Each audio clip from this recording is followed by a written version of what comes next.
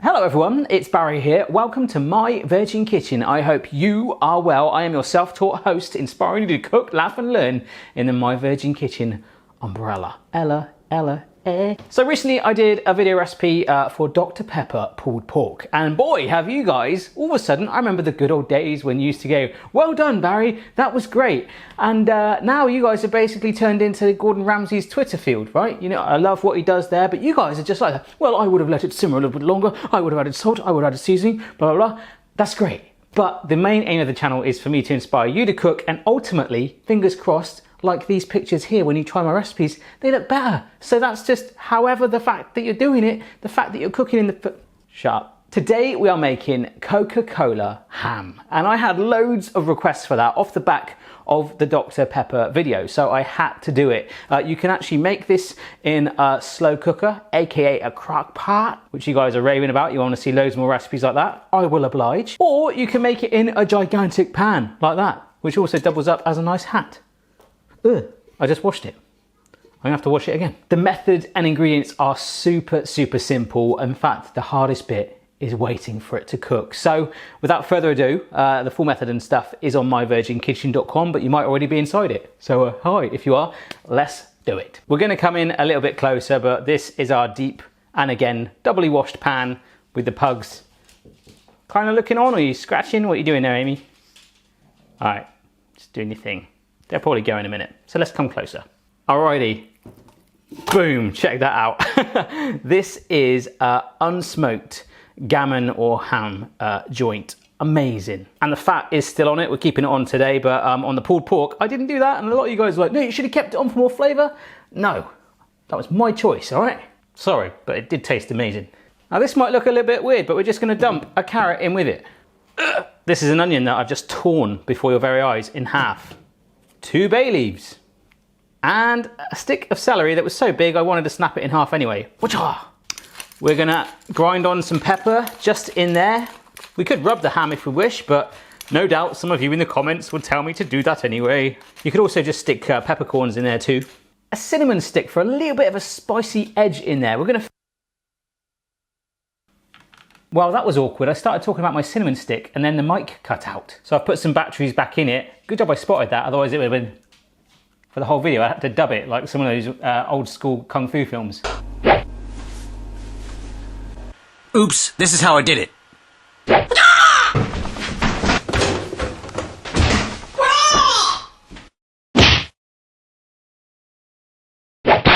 Yes, let's move on to the next step. So I did start to show it, but I'm going to do it again. Coca Cola going all the way in there. So this is a big 2-litre bottle. Let's do some this side. So the whole bottle is going in there. Wow. Like someone's just put bicarbonate of soda into a sauna or something. Or a hot tub. There we go. Things have calmed down now. Let's just push the carrot and that, make sure it's right under there. Now it's not quite covered the gammon, so we're going to cover that in some water just to bring it over the top. So here is just some more water to go over the top. That's completely submerged in the water now. It's kind of like a hammy Titanic. Now when you cook ham, you do get quite a salty flavour in there, so if you wanted to, you could boil it without any of the coke in for about 5 minutes just to get that saltiness out, drain it off, then do this step. But I've been told it tastes phenomenal like this anyway, which is good. So it's now going on our hob. All right, you are quite a heavy thing indeed, but that's all good. We are now, boom.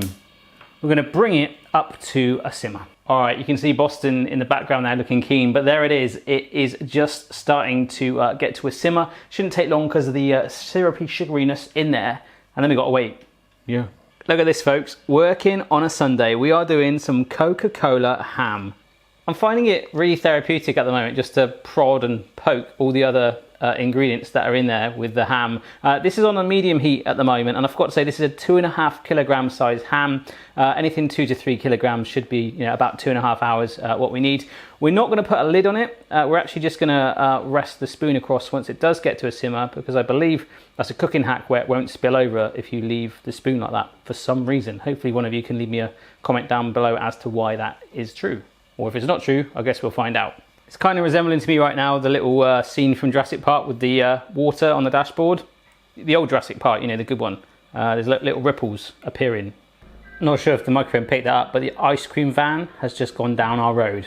That is the ultimate. I'm like, oh, I'm making ham, but shall I go get some ice cream? It's just out there. No, Barry, think of the ham, think of the ham. I remember when 99 flakes used to actually be 99p and not £4 now. Just to let you know, I'm using normal Coca Cola. I've heard rumours that the actual diet Coca Cola has got all these chemicals in it that are actually worse for you. In fact, my neighbour was cleaning his driveway. He was getting oil off his driveway with Diet Coke the other day. So, yeah, I guess that's what happens when you use Diet Coke for petrol. Banter. That's a joke. Well, I've got to be honest, it's nearly there, and that does not look appealing at all. There's some sort of weird, sort of foamy, that looks like the ocean down near where I live.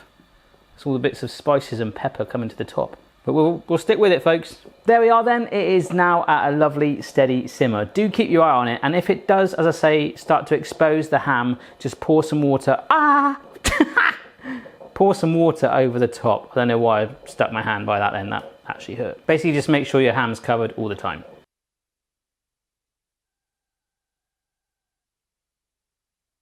Alrighty then, folks, we are coming to the 2.5 hour stage. It is smelling phenomenal in here. Going to give it a little more of a simmer for about 5 more minutes, but while we're doing that, we're going to make our glaze. And that glaze is going to be a combination of maple syrup, 150 mils of that, some white wine vinegar, 2 good old spoonful dollops of whole grain mustard. I got a fair bit of stick for not putting paprika in the last recipe, so in goes some smoked paprika. So I'm just going to use a pastry brush to mix that all together. Alrighty, and then a little taste test. Ooh, nice. Sweet and tangy, baby. Well, obviously, if you weren't happy with it, you just add more vinegar, more maple syrup, you know, more paprika, whatever you like. This is an incredibly dangerous step. I've got me colander and a big pan. I'm going to stick it in my sink and then pour the really hot pan into that to catch the juices and hold the ham. All right, here we go.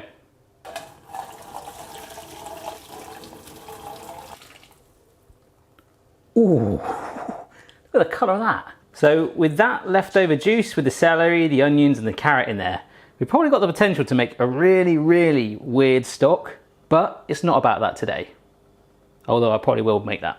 It's all about this thing. Hello. I've just preheated my oven, so the full method and ingredients are on the website. As I say, I tend to do this like whole epic write-up about my experience, so check it out on there. It's now time to get the ham into the tin. Wow. Let's get side on actually. I've just, whoa, it's hot. Lifted it with my fork. Is that looking good to you, mate? Cool. See folks, so you got the ham, and then there's like this top layer of skin, which pretty much is still a bit hot. So it's probably better to do it while it's a little cool, but look, it just scrapes off like a knife through hot butter. I want to just take this layer off. So it just wants to peel off really. Alrighty, that'll do, and I'm just putting that in a tin to one side. Fatty. So with the knife again, we're just putting some score marks at an angle just along the top of the ham. So I'm going diagonal one way and then right across the top and doing the other side. So all I'm doing is just basting the ham in that glaze. You want to get it all nice and coated on there.